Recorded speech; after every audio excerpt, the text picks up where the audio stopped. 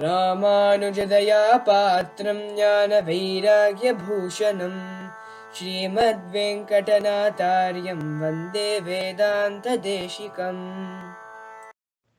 జై జై శ్రీ సుదర్శన శ్రీమతే శ్రీ నిగమాంత మహా దేశికాయ నమః. వేదాంత దేశికుల యొక్క ఉపదేశామృతములు వింటూ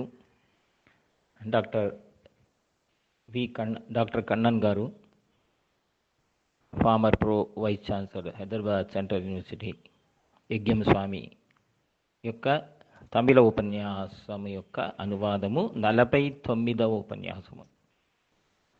భోజనానికి ముందు ఎలా మనం దానికి చేయాల్సింది ఏమిటి, భోజనాన్ని ఎలా ప్రారంభించాలి? చాలామంది ఇదేదో పరిహాసంగా అనుకుంటారు. వాస్తవంగా మనలో ఎంతోమంది కూడా భోజన ఒక క్రమం అది తెలియటం లేదు. దానికి 20 కన్నా ఎన్నో ఒక కార్యములు ఉన్నాయి, దానికి ఎన్నో క్రియలు ఉన్నాయి. దానికి మొదటి ఒక విషయం భోజనానికి ముందు చేయాల్సింది అతిథి నిరీక్షణం. మన అతిథులు ఎవరైనా మన ఇంటికి వస్తున్నారా అని చూడాలట భోజనానికి ముందు. గృహస్థాశ్రమంలో అతిథి సత్కారం చాలా ముఖ్యం. ప్రతిరోజు కూడా మనం ప్రసాదం స్వీకరించే ముందు ఎవరైనా అతిథులు వస్తున్నాడా అని బయటకు వెళ్ళి చూడాలి అంటుంది ఆన్నికం గ్రంథం. రెండవ విషయం ఆచమనం. ఎప్పుడు భుజించినా, ఏ సమయానికి భుజించినా, ఏమి భుజించినా అప్పుడు ఆచమనం చేయాలి, ముందు వెనకాల. ఏదో ఒక భక్షణం తీసుకుంటాం అనుకోండి, దానికి కూడా ఇదే ఒక రూల్ వర్తిస్తుంది.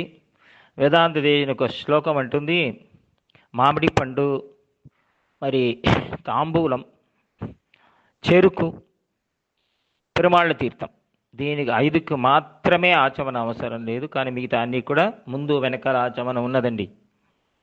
మూడవ విషయం ఆసనం.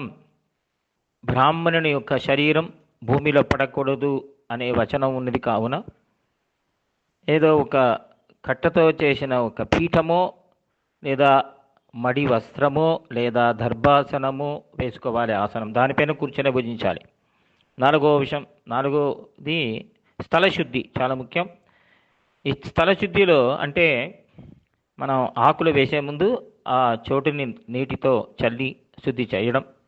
దీంట్లో 3 విషయాలు ఉన్నాయి. ఒకటేమో స్క్వయర్గా, చదురంగా, ఈ మన ఒక ఆకు అది ఆకు ఎంత ఉంటుందో అదే సైజులో, అదే కొలతలో అక్కడ శుద్ధి చేయాలి. రెండవ విషయం గోమయ తీర్థంతో చేయాలి. మూడవ విషయం ప్రోక్షణ మంత్రంతో దాన్ని చేయాలి, లేదా తర్వాత కూడా చెప్పవచ్చు, కానీ ఇది స్థలశుద్ధి చాలా ముఖ్యం. 5వ విషయం ఆకు వేయడం. ఈ ఆకు వేయడంలో అరటి ఆకు, వేరే ఆకు ఏదైనా సరే 3 అంశాలు. ఒక ప్లేటు, సాధారణంగా సిల్వర్ ప్లేటు, వెండి ప్లేటు, గోల్డ్ ఏదో ఉంటుంది కదండి, 3 అంశములు.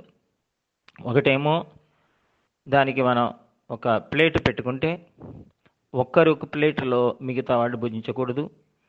రెండవ విషయం పాత్రమైనా సరే, పత్రమైనా సరే చక్కగా దాన్ని కడిగిన తర్వాత నీటితో శుద్ధి చేసిన తర్వాతే వేసుకోవాలి. మూడవ విషయం చేతిలో భుజించడం, వస్త్రంలో పెట్టుకుని భుజించడం, రాయిలో లేదా మట్టిలో పెట్టుకుని భుజించడం, కొన్ని పత్రాలు ఇవన్నీ నిషిద్ధ పత్రంలో మనం భుజించడం అనేది ఎప్పుడు కూడదు అంటుంది శాస్త్రం.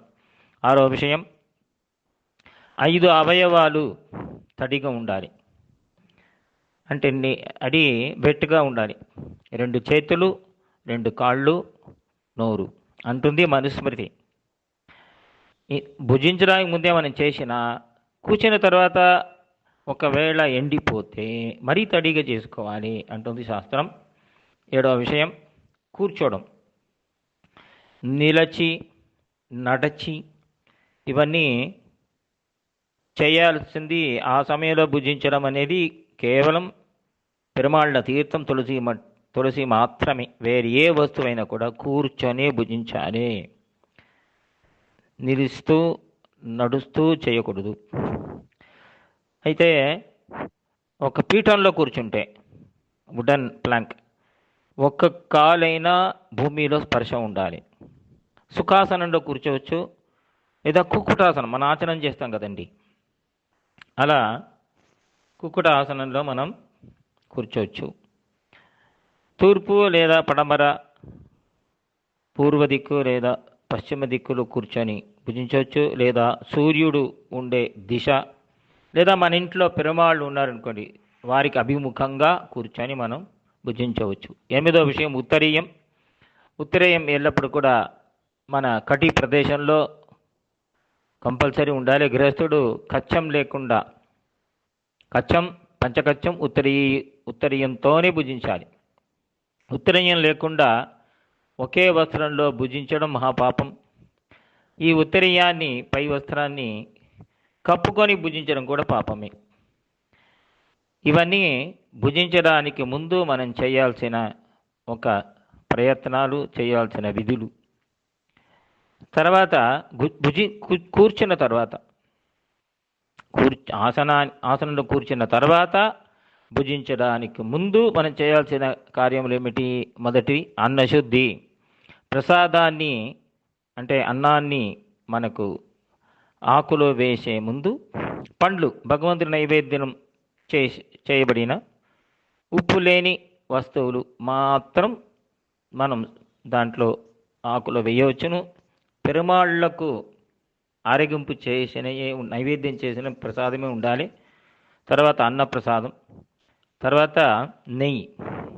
అంతర్యామికి మనం ఆరగింపు చేస్తున్నాం కావున అన్నానికి శుద్ధం చేస్తుంది నెయ్యి, కావున అన్నశుద్ధి అంటాడు దాని నెయ్యిని.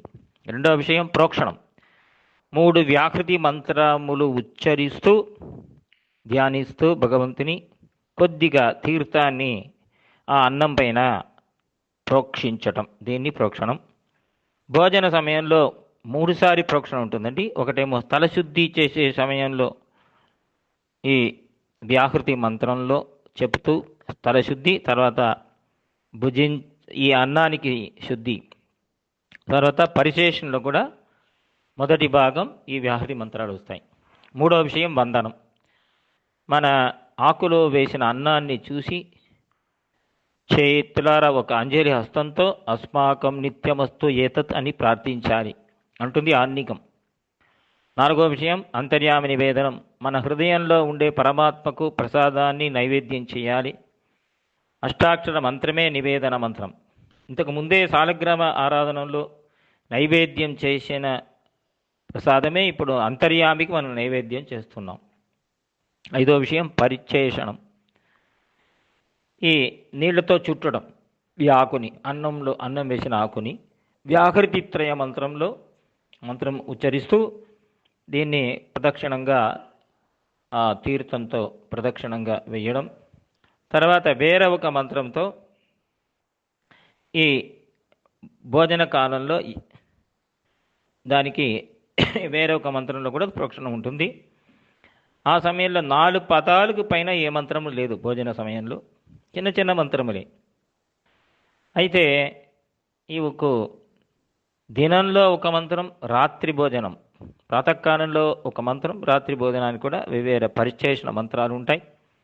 మంత్రం చెప్పి అంటే ఆకుకు పైనే ప్రదక్షిణంగా శుద్ధి చేసిన చోటులో ఆ నీళ్లతో చుట్టడం అనేది శాస్త్రం. తర్వాత మంత్రం లేకుండా ఉట్టి తీర్థంతో ప్రోక్షణం, శుద్ధోదకం అంటారు దాన్ని, పునఃశుద్ధోదకం అని. 6వ విషయం ఆపోషణం. కుడి చేతుల్లో ఆచమనం చేసేటట్టు చేయి పెట్టుకొని దాంట్లో తీర్థం మనం స్వీకరించి ఆచమనంలా పెరుమాళ్ల తీర్థాన్ని మనం స్వీకరించాలి. అమృత అని ఒక మంత్రం ప్రారంభిస్తుంది. ఆ అభిమంత్రితమైన ఆ తీర్థాన్ని మనం స్వీకరించాలి. 7వ విషయం ప్రాణాగ్నిహోత్రం అని చెప్పబడే 5 ఆహుతులు. 5 ఆహుతి కూడా 5 వెవ్వేరు మంత్రాలు ఉన్నాయి. ఆహుతులు మన నోటిలో వెయ్యాలి, పండ్లకు తాకకుండా వెయ్యాలి. ఒక్కొక్క ఆహుతి కూడా ప్రాణాయుధం నమ అని అలా ఆ ఒక్కొక్క మంత్రాన్ని కూడా సాత్విక త్యాగం ఉంటుంది. మిగతా ఆహుతుల్లా దీనికి కూడా ఎడమ చేతితో హవిస్ పత్రాన్ని అంటే మన పత్రం ఆ పత్రాన్ని పట్టుకొని అది చేయాలి. తర్వాత బ్రహ్మణిమే అనే మంత్రాన్ని ఉచ్చరించి అంతర్యామిని ధ్యానించిన తర్వాత ఇంతకుముందు ఏమన్నాం, అంతర్యామి నివేదనం సమయంలో నాలో ఉండే పెరుమాళ్ అన్నాం. ఇప్పుడు ఈ మంత్రంలో పరబ్రహ్మంలో నా ఆత్మ అంటున్నాం. ఆడవారంటున్నాడు ఉన్నై కొండ ఎన్నులు వెత్తేన్ ఎన్నయ్యం ఉన్నలిట్టేన్ అన్నట్టు భోజన కాలంలో ఇది అనుసంధానం అవుతుంది. 8వ విషయం గోవిందనామ. భుజించే సమయంలో కంపల్సరీ దేని భుజించినా గోవిందనామ సంకీర్తనం చేయాలని శౌనక మహర్షి అంటున్నారు. కావున ఒక్కసారి అయినా గోవిందా అని చెప్పిన తర్వాత భుజించాలి. 9వ విషయం హస్తోదకం. ఎడమ చేయితో ఈ జలాన్ని తీర్థాన్ని ఎడమ చేయిని కడగడం. దీనికి ఏ మంత్రము లేదు. అన్నం ఉన్నది కావున అన్నం ఉండే ఆ ఒక ఆకుని స్పర్శించాను కావున దానికోసం ఆ ఎడమ చేయిని కడగడం ఉంటుంది. ఈ వైన్ అన్నీ కూడా మౌనంగా చేయాలి. మంత్రము తప్ప వేరే మాటలు ఉండకూడదు భుజించే సమయంలో. వీలైనంత వరకు ఆ మౌనాన్ని భుజించిన తర్వాత కూడా కొద్దిసేపు మనం మౌనంగా పాటించాలి మౌనాన్ని. ఇలా చెప్పడానికి 20 విషయాలు అయినా ఇవన్నీ మొత్తం చేయడానికి వాస్తవంగా చెప్పడానికి ఒక 10 నిమిషాలు 12 నిమిషాలు అయినా 20 విషయాన్ని వాస్తవంలో చేసేటప్పుడు 2 నిమిషమే. ఈ మన పూర్వులు మన ఆచార్యులు ఈరోజు కూడా ఈ అనుష్ఠానాన్ని పెట్టుకున్నారు. ఇంకా ఆచారశీలుడు చాలామంది భుజించే సమయంలో వర్తుల పవిత్ర ధారణం కూడా చేస్తూ ఉన్నారు. పరిచేషణం ఆయే వరకు ఆ ప్రసాదాన్ని ముట్టకూడదు. రెండోసారి ఆ అన్నం వేసేదనేది పరిచేసిన తర్వాతే అని ఎన్నో నియమాలు ఉన్నాయి. మనము కూడా ఎలా భుజించాలి అని తెలుసుకొని మనం భుజించి భగవత్ ప్రీతికి పాత్రులవుతాం. శ్రీమతే శ్రీ మహాంతమాదేశికాయ నమః. కవితార్కిక సింహాయ కళ్యాణ గుణశాలినే శ్రీమతే వెంకటేశాయ వేదాంత గురవే నమః.